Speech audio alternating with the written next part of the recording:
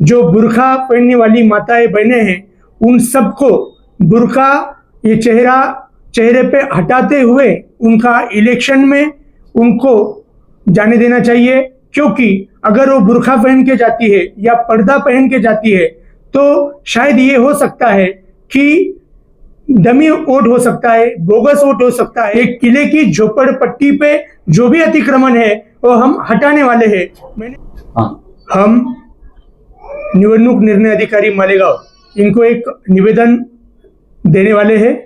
इस निवेदन का आशय है कि मालेगांव में जो इलेक्शन 15 तारीख को वोटिंग होने वाली है उसमें जो भी प्रदानशील माताएं बहनें हैं, जो बुर्खा पहनने वाली माताएं बहनें हैं, उन सबको बुर्खा ये चेहरे पे हटाते हुए उनका इलेक्शन में उनको जाने देना चाहिए, क्योंकि अगर वो बुर्खा पहन के जाती है या पर्दा पहन के जाती है तो शायद ये हो सकता है कि डमी वोट हो सकता है, बोगस वोट हो सकता है, किसी मतदार का हक छीन लिया जा सकता है।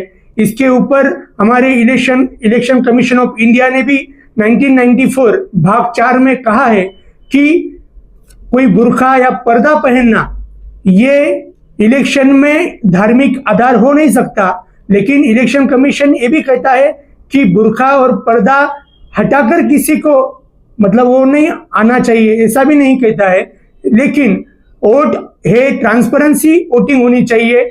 इसलिए हम कल निवेदन देने वाले हैं कि मालेगांव में जितने भी प्रदानशील माताएं भगिनी होगी या बुर्खा पहनने वाली माताएं भगिनी होगी उन सबको अपना चेहरा खुला रख के एक लेडी पुलिंग ऑफिसर के सामने अपनी आइडेंटिटी प्रूव करके फिर वोट को जाना चाहिए। ये हम कल डिमांड रखने वाले हैं।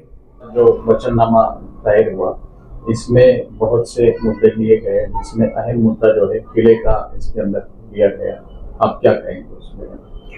उसके ऊपर मैं यही कहूंगा कि बीजेपी का ये एजेंडा है कि जो भी अतिक्रमण होगा, या कुरान शरीफ भी कहता है कि अतिक्रमण करना ये गुनाह है, ये हराम है, तो हम बीजेपी वाले यही करने वाले हैं कि हमारा जो किले की झुपड़पट्टी है, भुईकोट किला है, ये हमारी ऐतिहासिक शान है, मालेगांव की आन बान शान है। ये किले की झोपड़पट्टी पे जो भी अतिक्रमण है वो हम हटाने वाले हैं। मैंने एक मेयर साहब का एक बाइट देखा, उन्होंने हमारे नितेश जी राणे साहब इनके ऊपर एक बहुत घटिया कमेंट किया है। मैं उनको कहना चाहूंगा कि आप ये चिरकुट वगैरह जो सब नितेश राणे साहब के ऊपर बोल रहे हैं, तो हमारे नितेश राणे साहब ये छत्रपति शिवाजी महाराज के आदर्श रखने वाले बंदे हैं। छत्रपति शिवाजी महाराज अगर देखेंगे तो उनकी भी हाइट बहुत कम थी, लेकिन अफजल खान कितना भी बड़ा हुआ तो भी उसको मारने का जुनून छत्रपति शिवाजी महाराज में था, और हमने इतिहास में वो प्रूव किया है। तो नितेश राणे साहब और हम बीजेपी वाले डंके की चोट पे कहते हैं कि हम किले की झोपड़पट्टी का अतिक्रमण निकालेंगे। अभी कोर्ट में जो फैसला होगा वो फैसला भी हमारे फेवर में होगा। मालेगांव की जनता भी चाहती है कि वो जो अतिक्रमण है वो हटाया जाए। वंदे मातरम पे भी एक बयान आसिफ शेख का आया था, उसके बारे में आप क्या? इस्लाम पार्टी के आसिफ साहब ने वंदे मातरम पे कहा कि हम वंदे मातरम सख्ती नहीं करने देंगे। भैया, अगर हम कुरान देखेंगे तो कुरान हमें क्या कहता है?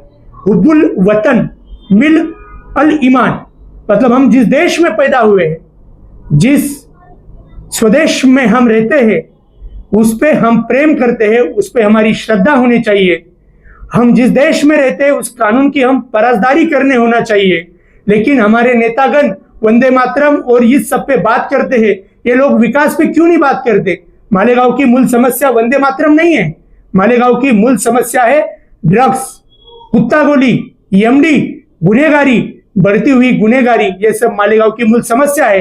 लेकिन इन नेताओं में दम नहीं है कि वो विकास कर पाएंगे, विकास कर सकेंगे। इसलिए फिरका परस वगैरह सबकी राजनीति ये करते हैं, इसका मैं निषेध करता हूं। इस्लाम पार्टी असो किंवा एमआयएम असो, या दोघांचं म्हणणं असं आहे का भगवा झेंडा जो आहे तो महानगरपालिकेवर पडू द्यायचा नाही, असं त्यांचं म्हणणं आहे। तुमचं काय? मूलतः मालेगांव में अगर देखा जाए तो भगवा रंग, हरा रंग, ये सब हमारी लड़ाई नहीं है।